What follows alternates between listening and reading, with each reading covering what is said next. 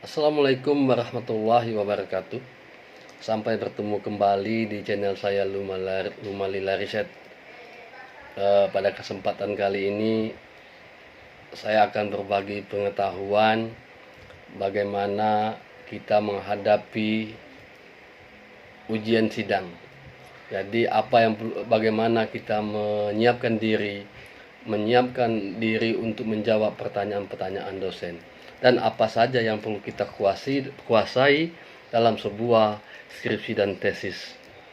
Namun sebelum kita mulai lebih lanjut, mohon dukungan like and subscribe dari kawan-kawan mahasiswa di seluruh Indonesia agar terus channel saya ini dapat terus berbagi pengetahuan, dapat terus berkembang, sehingga dapat bermanfaat bagi seluruh kawan-kawan mahasiswa yang sedang menyusun tesis dan skripsi.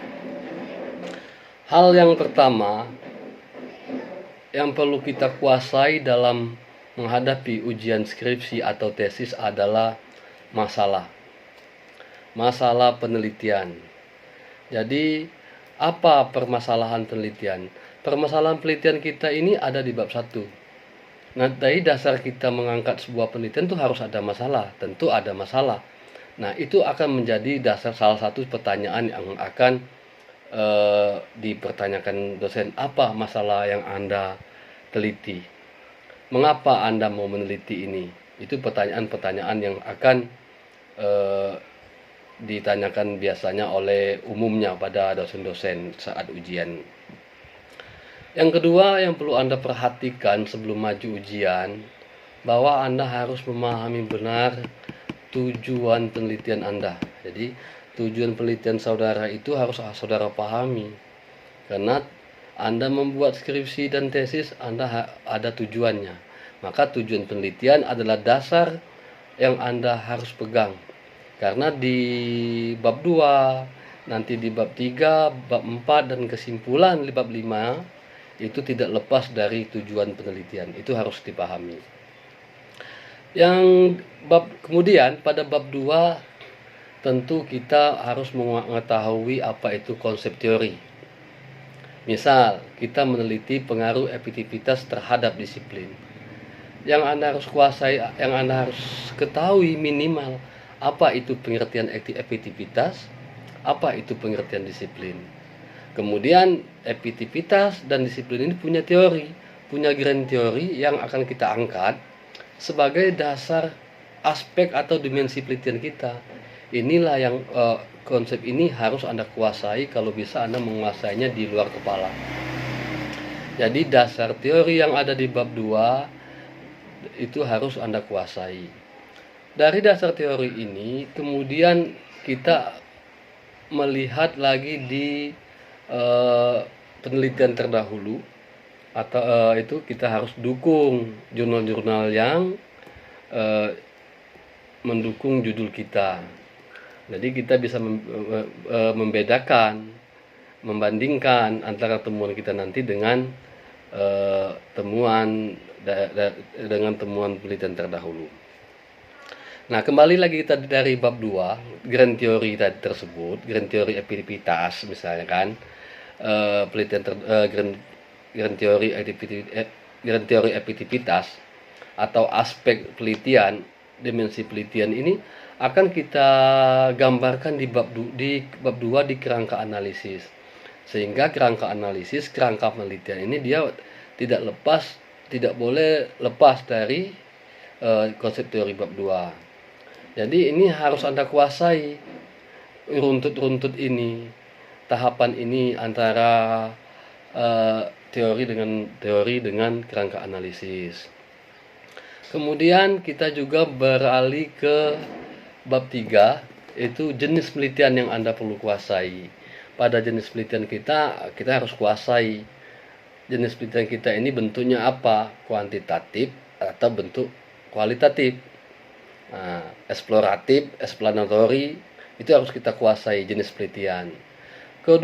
Kemudian pada bab 3 adalah poin penting yang Anda kuasai adalah aspek penelitian atau fokus penelitian, bisa juga disebut di kuantitatif definisi operasional.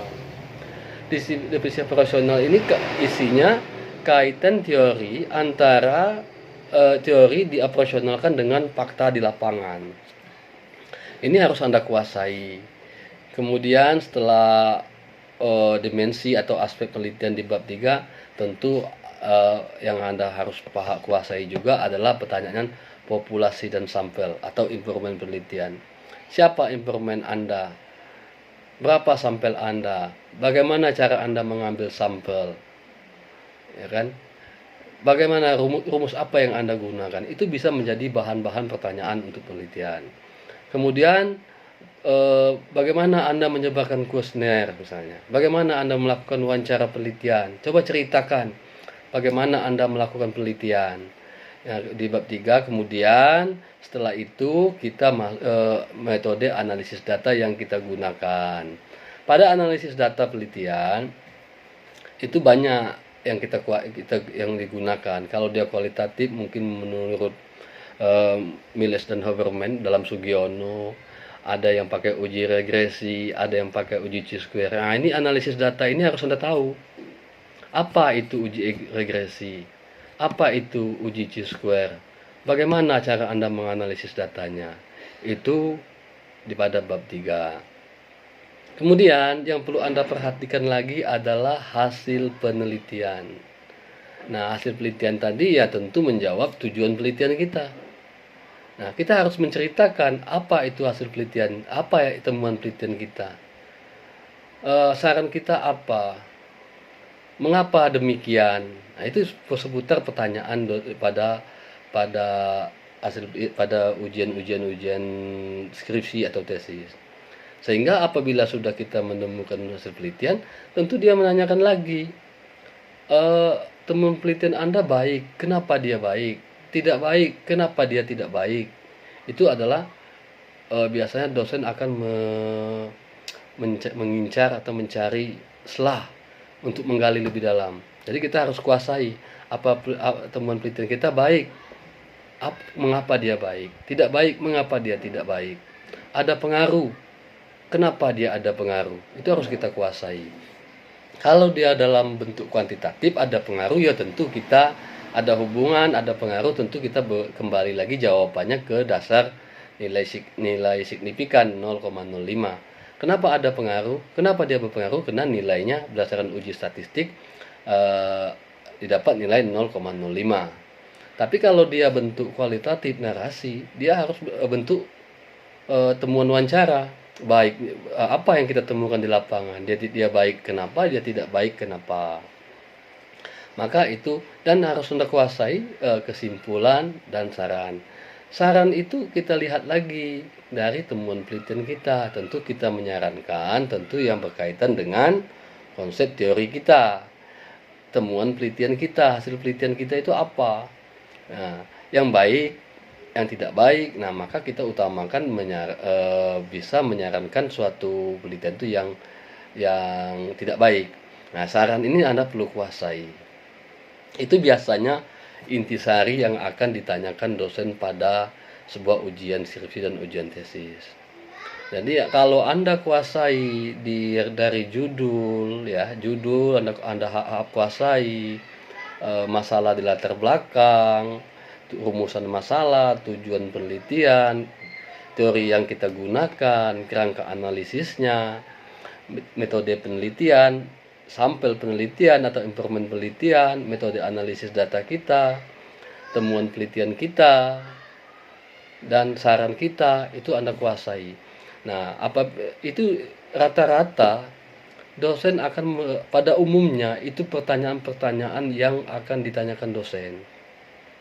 Memang kadang-kala ada hal-hal pertanyaan-pertanyaan yang dikaitkan dengan lapangan. Jadi misalnya kita meneliti efektivitas. Nah, efektivitas, temuan kita efektivitasnya baik. Kadang dosen bisa melarikan pertanyaannya, bagaimana efektivitas yang kamu temui di lapangan? Bagaimana efektivitas di kantor kamu? Di kantor si A, di kantor B. Nah, jadi kita bisa menggali, memahami lagi permasalahan temuan-temuan itu di lapangan. Jadi faktanya, jadi untuk mengetahui temuan penelitian kita secara detail, kita bisa lihat dari temuan wawancara kita yang lakukan, juga bisa kita lihat dari kuesioner, kita lihat nilainya yang skornya terendah. Saya rasa itu mungkin cukup untuk modal kawan-kawan mahasiswa dalam menyiapkan diri untuk maju ujian sidang. Mudah-mudahan apa yang saya sampaikan, informasi yang saya berikan dapat bermanfaat. Intinya, ujian sidang skripsi bukan hal yang harus Anda takuti, tetapi hal yang harus Anda hadapi. Anda pasti bisa dan Anda pasti sukses. Sekian, terima kasih. Assalamualaikum warahmatullahi wabarakatuh.